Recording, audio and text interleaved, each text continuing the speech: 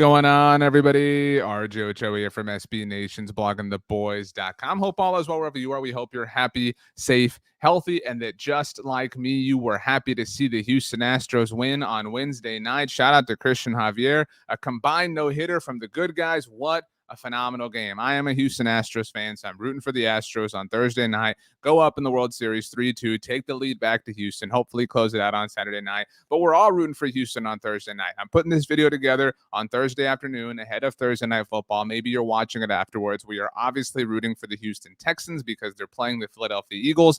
Any Philadelphia Eagles loss is a good thing. That's not to say that we don't feel like we can't handle business ourselves, but anytime the Eagles can lose, it is a good thing. So go Houston, all Houston teams Thursday night. We're putting all our positive energy, all the good vibes behind you. Yeah, that's all I have to say about that. But I have a lot of things to say about something else, which is why I wanted to put this video together. It's been a fun week, obviously, in the world of sports, but with the World Series happening, it was a bit of a hectic week on Tuesday afternoon, what with the NFL trade deadline happening, right? The NFL trade deadline has come and gone. The Dallas Cowboys did make a trade. We'll get to that in just a moment last week, but it did not happen at the deadline. Oh, speaking of the Texans, the Cowboys didn't trade for Brandon Cooks, even though he doesn't want to be there. The Cowboys didn't trade for DJ Moore. The Cowboys didn't trade for Roquan Smith. The Cowboys didn't trade for Bradley Chubb. Why, Cowboys? Why wouldn't you make this trade? You're so close. You're one of the best teams in the NFL. The time is now. The window is now. Strike while the iron is hot. These are things that people have been saying and lamenting all week long. And to those people, the people who are saying that the Cowboys erred or made a mistake or are apparently indifferent for not making a big-time move with some air quotes there at the trade deadline, to those people I say, and I am shocked that I, RJ Ochoa, I'm going to say this to you based on the type of content that I have helped create over the last few months, to those people I say, calm down. All right, calm down. It's okay. The Cowboys did not make a big-time move, and that's okay. Now, here's the thing. I believe in full transparency, and I've been saying this because I'm not trying to walk anything back, but I did not think this team was going to be good this season, right? This team made a lot of mistakes on paper. This team didn't have a lot of answers on paper. This team, in fact, right before the season began, saw more problems created for them, what with Tyron Smith's injury and Dak Prescott's injury. We were down in the dumps. But you know what? Some of the things the Cowboys have done have worked out. Now, you can argue that they've gotten lucky in some of those things, like Brett Maher. I think they got really lucky on. All credit in the world to Brett Maher. Tyler Smith being a functional left tackle as a professional for the first time ever. I think they got a little bit lucky there. But still, better lucky than good, as people say. And so I cannot believe that I am going to tell you to chill out. If you're one of these people who thinks that the Cowboys are stupid, that the front office just doesn't want to win, I don't understand that. I really don't. I don't know how we haven't come to trust them. I know that that's a scary proposition to say that we should trust the Dallas Cowboys, but they have earned the benefit of the doubt at this point in time. But RJ, the Cowboys haven't won a Super Bowl in almost 30 years. They haven't won a Super Bowl since they were wearing that jacket that you have over your shoulders. This jacket is phenomenal, by the way. You can get it from Homage, our friends. Go get this. It is a starter jacket, if that isn't obvious here, just like the old school ones. My favorite part about it is it has this cool little patch on the inside. You can see the starter logo, but you can see that right there, if I move it, it says Doomsday Defense. So playing like that, the Cowboys are this year. We'll put the link in the description down below, but you can get your starter jacket and all your Dallas Cowboys needs from our friends at Homage. And it's that time of year. And I got a haircut today, but let's be real. I look sharp, and it's not because of the haircut. It's because of this jacket. I look good. But anyway, getting back to the important things. This is a very good football team. And that's not to say that they don't need to do anything because they're good enough. All right. People want to say that line, right? Well, they haven't won in the last 30 years.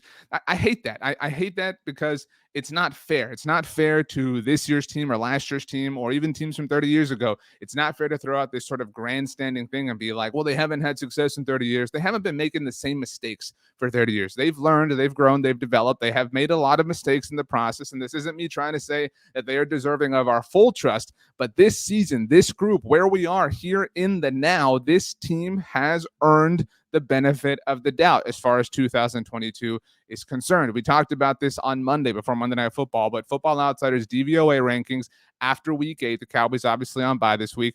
The Dallas Cowboys are third overall. They are the third best team in the NFL, according to DVOA, one of the more respected metrics of efficiency in today's NFL. They are 12th on offense. They're improving, in case you are unaware of that. Obviously, things have not gone well for them for 5 weeks there. What with Cooper Rush, shout out to him and everything, but you know what I mean. They are third defensively. Shout out again to the Doomsday defense, and they are second on special teams. So why are we freaking out? Why are we acting like this team isn't good enough? Well, RJ, they really needed DJ Moore, right? They really needed Brandon Cooks. They should have taken on the $18 million in salary. They have shucked against these irresponsible decisions, but it's all about the here and now. And what I would say to that is we don't know what this here and now is. We don't know. This, something that people are throwing out when it comes to the receivers and the DJ Moore conversation or the Brandon Cooks conversation.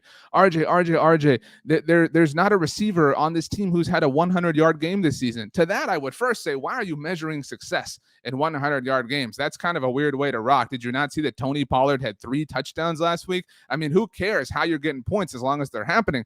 But to that, I would say that, like, this, you can't measure that fairly. The Cowboys are not a fair team. They're not a normal team right now in this moment. That's not making excuses for them, but they haven't had a 100-yard receiver. Okay, week 1 sucked, right? We're all aboard that train. We can all admit that. We can all come to terms with that. The Cowboys were awful in the opener against the Tampa Bay Buccaneers. The offense was flat, all right? They played 5 games with a very limited backup quarterback who helped keep the ship afloat, all right? After that, they came back. Dak Prescott debuted against the Detroit Lions, and they were not great offensively, but they had to knock some rust off. And last week, obviously, against the Chicago Bears, things were great. Didn't have a 100-yard receiver, but the offense was moving. It was one of the more efficient performances that any offense has had so far this season across the entire NFL. And so what I think we should take away from that is that we have not seen the offense as they designed it to be really that much. This year, we've really kind of seen it one time. Think about it. Like be fair to the point. And look, injuries are going to happen in the NFL. You're going to have to deal with players missing time for one reason or another. The last few years have been filled with all sorts of things, COVID absences and whatnot, things like that. It is a battle of attrition. You are never going to be 100% healthy. But week 1, it was week 1. It was Tyler Smith's first start at left tackle. Michael Gallup was not there. All of a sudden, Dak Prescott's gone. 5 games you got to play. Cooper Rush, that is definitely not the way you designed this offense to be. Against the Detroit Lions, it's Dak Prescott's first game. There's going to be a level of rust. We saw some zip on the ball. We saw some positive things. They got the dub. That's really all that matters, obviously. Last week against the Chicago Bears was kind of the first time. Obviously, Zeke Elliott didn't play in this game, and I know there's a lot of discourse surrounding this subject too. Why is everybody pissed off? It's a good time. Be happy. The Astros are playing well, but obviously the Cowboys playing well. Last week against the Chicago Bears, Dak Prescott got to play a game off of a game. Think about that. Like it was the first time that it wasn't the first time for Dak Prescott this past week against the Chicago Bears. I'm going to say that again because I think I need to explain it. The game against the Buccaneers was the first game. It was the first time, first. And then there was no second. And so the first one against the Lions was kind of the first again, right? Well, first one since, first pass since, first tackle since, first bump since, first. That's a hard word to say many times in a row. This past week against the Chicago Bears was not the first time. It was finally, okay, I'm in a routine, whatever, and now they're on bye, whatever, so we kind of have another little pause, another little reprieve, whatever. But Dak Prescott's under center. Tony Pollard's there. Zeke Elliott's not, and that's okay. Michael Gallup's getting healthier, kind of getting back to normal. CeeDee Lamb is kind of finding himself assimilating into that number 1 wide receiver role. Tyler Smith is very well equipped as a left tackle in the NFL. Not perfect, but still a very average left tackle in today's NFL, which as a rookie is an incredible thing. I mean, altogether, this was the most consistency. Again, week to week, you got the same offense, same good offense, that is, back-to-back weeks for the first time this season. We have literally seen the offense as it was designed to be in consecutive weeks once so far this year. So I don't know why people are freaking out. I don't understand why people are saying, well, there's not a 100-yard receiver. We need Brandon Cooks. We need DJ Moore. I think the Cowboys got this right. I think they did. They did not panic. And if we think about the names that we have doubted, in fact, I won't throw you under the bus. The names that I have doubted, I did not think that Dante Fowler would come in and be this kind of contributor to this team. I did not think that Kevontae Turpin would come in and be this kind of contributor to this team. I obviously did not think that Brett Maher could come in and be this kind of contribution to this team. Anthony Barr, I mean, the only one we haven't really seen that I wouldn't say we're super duper high on or anything like that, was James Washington, right? He's been hurt. I'm not trying to equate James Washington with Brandon Cooks or with DJ Moore, but he is the one kind of offensive piece that they added by way of free agency that we have not really seen at all. I say not really, we haven't seen him at all. Literally, we have not seen any of James Washington. And so I'm willing to trust them. I think that they have earned that. They have made a lot of the moves that they were proud of. Dorrance Armstrong, that wasn't an external addition, but they were very, very high on that. They believed in that a lot. Now, that was a little bit more unique because of the way things fell apart with Randy Gregory. But the Cowboys, something I said, I know I said this. I'm not going to put you under the spotlight as well. Like I said, this is about my bad takes. In the offseason, we talked about the free agency class from a year ago. We talked about Jaron Kearse and Carlos Watkins and Terrell Basham and the success, the contributions that the Cowboys got from them in the 2021 season, so a year ago. And we said, man, they did that bargain bin hunting thing, and they hit on all of them. And what's going to suck is in 2022, they're going to try to do the same thing because they're going to think that works. And they did. They did do that same thing. They brought back Jaron Kearse. They brought back Dorrance Armstrong. I'm somebody who said, I love Jaron Kearse, but I thought, man, you got this amazing year out of him. What are the odds that happens again? They bet on that, and they were right. They have been right on all of these things, and they bet on James Washington. That's not to say that he's going to have the same levels of contributions as Jaron Kearse or Dante Fowler, Dorrance Armstrong, Brett Maher, Kevontae Turpin, whatever. But this team has yet to really function consistently on the offensive side of the ball at all this season, right? I mean, like, again, I think it's important to note we have not really seen this offense. You ever take a flight that's like an hour, right? Like, so you ever take a flight that's just like a real quick thing? Like, we've all taken, kind of 3-hour flights. And the thing about a 3-hour flight is you take off and you're kind of there. Maybe you close your eyes, you put on some earbuds, or I say AirPods, earbuds, whatever. You put on some music, whatever. You're on the ascent. That's the ascent, right?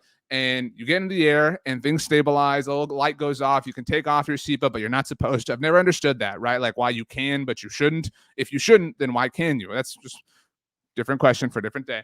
But you reach that point on a 3-hour flight, and you're like, well, let me get the iPad out. Let me get the computer out. Let me watch a movie. Let me, do some work. Let me do something, whatever, because we're going to be here for a while. So you kind of find that groove. Maybe even go use the bathroom. Everybody hates using the bathroom on an airplane, right? Because it's so tiny. I got to ask the people in my row to get up. It's a whole awkward thing. I hate the anxiety that comes with that.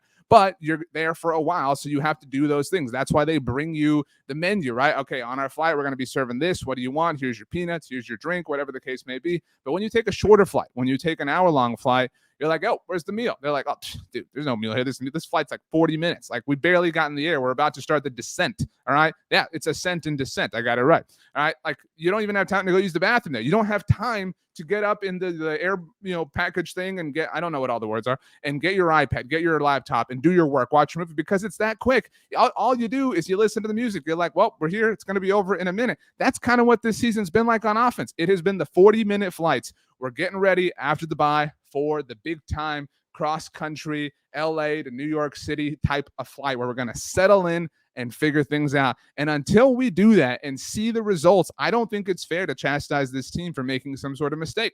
So that's just my 2 cents. Those are my 2 cents, rather. These were a lot of words that I said that did not make sense. But you know what? I said it, so be it. It's over. It's done with. Go Astros, get the dub on Thursday night. Go Texans, get the dub on Thursday night. Whoever you are, wherever you are, go to Homage and get this starter jacket. It is so comfy. It's pretty snazzy, right? I look good. We can all be honest here, right? We really can. All right, go to Homage. We'll put the link in the description. Like I said, it is wonderful. If you're going to get it, I do recommend sizing up, especially if you're going to wear a hoodie underneath. I know that's a look that a lot of people like to rock, but we'll get that in the description for you. But yeah, bye week. Kind of nice. Kind of nice to be here.